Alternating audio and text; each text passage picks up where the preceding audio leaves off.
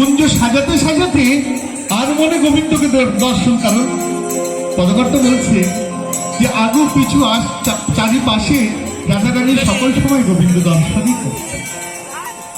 আর মনে হয়েছে রাধারানী অমনি ললিতা এসে রাধারানীকে ধাক্কা দিয়ে বলছে, ওরে রাধে বলছে, নাচ মানে রাধারানী বলছে রূপ দর্শন করতে বড় ভালোবাসে। আমার বধূরূপ দর্শন করতে ভালোবাসে, তাই যদি তোরা আমাকে সাজাবি, বধূ বেশি আমাকে তোরা সাজা। তাহলে গোবিন্দ কি রূপ দর্শন করতে ভালোবাসেন বেশি?